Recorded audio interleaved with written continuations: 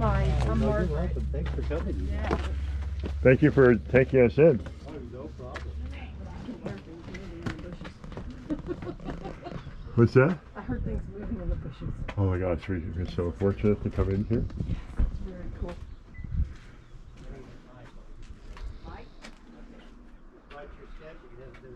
Oh my gosh, this is so cool.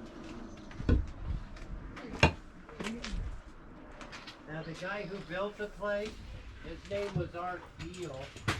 They also called him Captain Nitt Witt around here. That's what they did, right? So this is just like a little Well, he came here in 1928 from San Francisco. 1928? Yeah, he paid $500 for the property. Wow. Just dug the hillside How out big with a is the pick and property shovel. itself? And there was nothing here, and he dug the hillside out with a pick and shovel, but he collected everything. He collected the rocks, the wood, the pipe.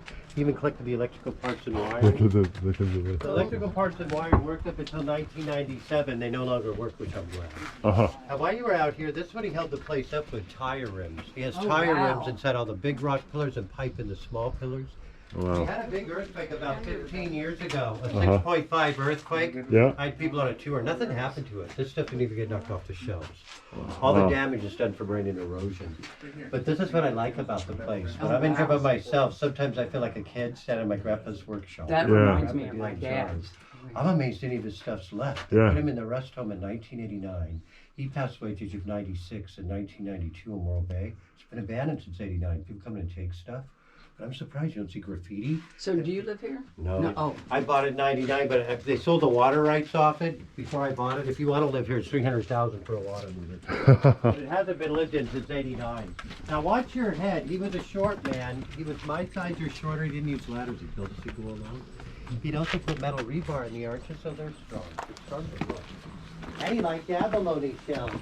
He was never known as an abalone diver. He was the town's garbage man. For 30 years, the county paid him to pick up the trash. In the 40s and 50s, he'd haul the shells off as trash because it cost for their meat.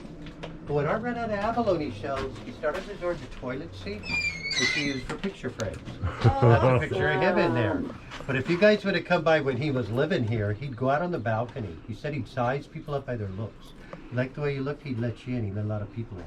But he said the ones he didn't like the looks of, he'd have to shaking his fist at them, say, "Move along, small change." Wow. People said he didn't get moving, he'd throw rocks, he'd throw a fit up here. But he liked to walk ladies through here.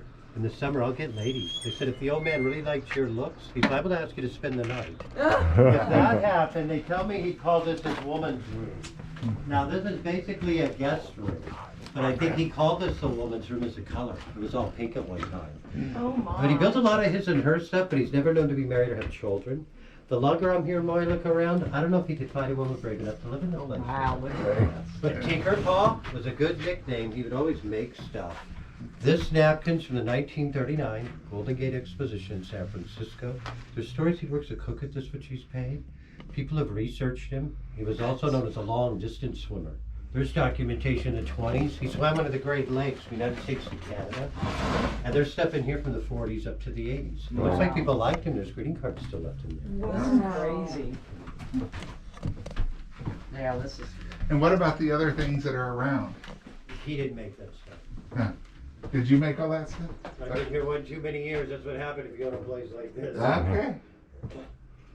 You don't have to go in here unless you want it. This is how all the rooms look.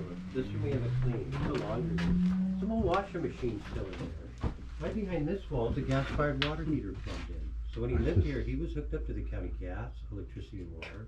The longer I'm here, I think he built it before there's many building inspectors around. One of them would come in, they might have a heart attack. Yeah. But this is how all the rooms look. This room we have it clean. Oh, yeah. It's an old Lots laundry of room. stuff. Well, buying, I missed the picture and buying the. Now watch your... Yeah, they're picture frames. Yeah, there's a picture of him in there. Oh my God, that's him? That's him. Oh my God, that's great. That's great. Now watch your head here, folks. I'll take you up the stairway. The stairway's kind of interesting. He called this the California cooler. Art claimed this stairway stayed 50 degrees. This was his refrigerator. There's pictures he'd keep milk, butter, and cheese sitting here. I'm glad it's no longer here because that's his stuff. He canned that off the fruit trees, I think, in the 80s. I'm glad the earthquake didn't knock it off. But you can feel the way he does this out. It's so cool. And that's his applesauce, ketchup, soy sauce, garlic. Okay, this is amazing. Now this room back here he called the boar's nest, like a wild pig. It originally had a flat roof. This roof was concrete. It collapsed in the 80s. We did this a few years ago, but it's leaking. We're about to do something again. But this used to be a dining room. He had a dining table here. The ceilings were finished. And he had 2 big abalone arches and a half-baller barn tied to a rock pillar. He used that to divide the dining room. This was a living room, complete with a homemade fireplace. In pictures, he had the mantel decorated with abalone shells. It's just scary. This was something of a homemade gas-fired fireplace. He ran a gas line to an oven burner. Back when they were metal, he made a chimney from paint buckets. He has 5-gallon buckets, leaving the rock and concrete for his chimney. You guys can see the rusted buckets. Oh my gosh. Wow, look at all this. Oh my gosh. Oh my god. The way he's building this place, Oh my god. seems like he would have had a pretty good sense of humor. He built quite a few jokes throughout the property. Toilet seat picture frames. This might be to compliment that. This is 2-seated outhouse or bathroom. Art said he put his and her toilets in there so he could sit there and have conversations with people.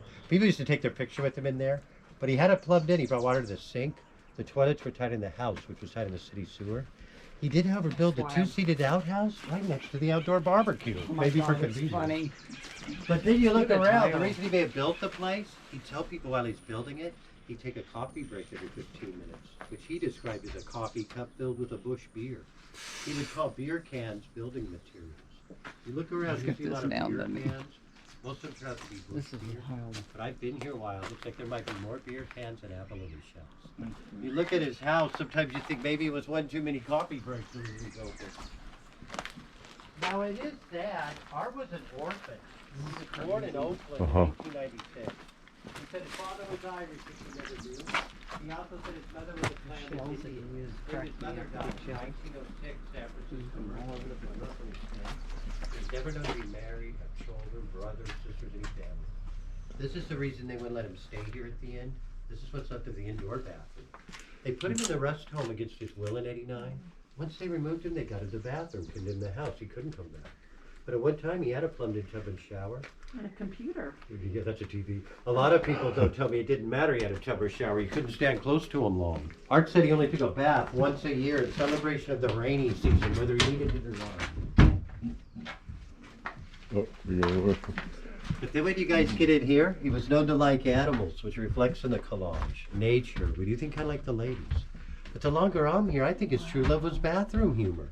He has outhouse jokes, toilets, toilet seat picture frames. Sorry, That's not the property. This is cool. Oh, well, I'm not, you're not. This is what's left of his bedroom. Oh. There's pictures that had carpeting, a bed, most of that's gone. But his clothes are still in here. And he was a garbage man, but he was also known as a cook. There's stories when he was in his 80s, Cambria Pines Lodge restaurant, he get busy, he cooked there. I couldn't believe that story, because that's cook's uniform, his dirty chef jacket, a clean one, the pants. And if he let you guys in, he might want to cook for you. A lot of people I talked to wouldn't eat his cooking. But the brave ones, people tell me he was surprisingly clean around food and he cooked pretty good. Everyone just saying you'd visit him, half the time that's all he'd be wearing and nothing would be on under it. Neighbor ladies say, well, when he got real old, that's all he'd wear in town and it gets windy. I think that might have helped him in the rest of his house. Ooh, that picture freaks me. Well, they were pets. They're not guests. They're pets. 92 when he went to the rest home, I don't think he's feeling too great as bad as usual. With what's left in here in the bedroom, you get a little sister feeling had a little bit of Wow, this is so The amazing. more you look around, there's nothing down there. You salvaged baby's dresser for kitchen built-in drawers. Oh my God. This one away like the 70s, early 80s. It was called Blue Chip Resonates Green Stamps. It's what's up to his trading stamps. It's sad. They fired him as a garbage man in the late 50s. He struggled with money. He owned the property next door. They built the house. He lost that lot in the 60s for property taxes. So late 50s on, he had financial trouble. He went in the rest home. People come to vandalism. There'd been water damage. We fixed the roof. It hadn't leaked in here in about 15 years until right before the coronavirus. I think a deer walked on the roof. I'm glad it didn't fall through, but we have to fix that. Otherwise, we're probably done working in here. See, look, and there's no mutual down here. They, oh, this, look at the old cans. It is just wild. When I was a kid, most of the Very 60s, wild a lot at of the same people, my time. grandma had a big spread like this. I don't think I can explain it to anyone. No. You start looking around, even though his remnants are junk, he gravitates towards the pink flowery stuff. And at one time, he had asphalt type flooring squares in here in the kitchen, carpeting the bedroom. It sounds like back in the 50s and 60s, it was clean. Look at this wallpaper. Did you get a picture of it? Yeah. It's pretty This cool. was probably in the front, you know. It's big, a 6 or 8 feet glass door here. And I think this is the front door. It's tile. It's like a- If you guys like your step, I'll take it up here.